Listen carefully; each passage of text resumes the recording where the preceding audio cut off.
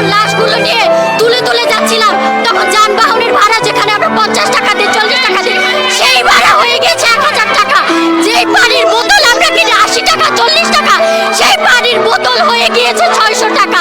এরকম অমানবিক বড় আমরা সহ্য করেছি, এর ন্যায্য বিচার চাই।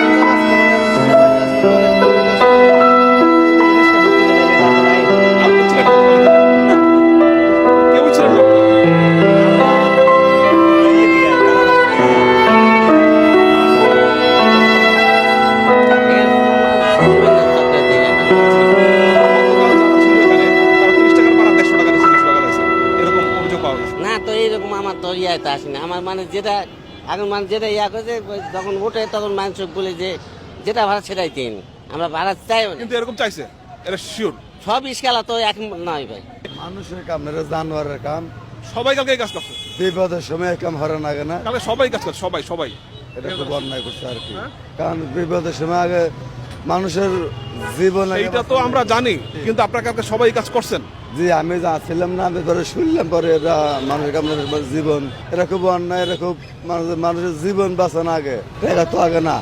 কালকে ভাড়া তেমন ভাড়া দেয় না, 10-20 টাকা ভাড়াই দিছে। 20 টাকার ভাড়া 150 টাকা দিয়েছে। না আমি চাই নাই, আমি কালকে বের হয়েছি 4টার পরে, বের হয়ে এখান থেকে কয়েকটা মুভি নিয়ে গেছি এবং যাত্রী নিয়ে গেছি কয়েকটা, তারপরে আর এদিকে আসি নাই, গাড়ি গ্যারেজে করছি, এখান দিয়ে আর যাইতে দেয় না। ঠিক আছে পারে, ঠিক আছে, কিছু কিছু ড্রাইভার নিতে পারে, সবাই না, সব রিক্সাওয়ালা না। কালকে আমি গাড়ি চালানি স্যার, এবং যারা নিছে এগুলো আসলে বিপদের দিনে সাহায্য করা উচিত। তারা অমানবিক কাজ করছে, তাদের এই কাজগুলো কয়েকজন নিচে এরকম, জি এরকম আমি শুনছি।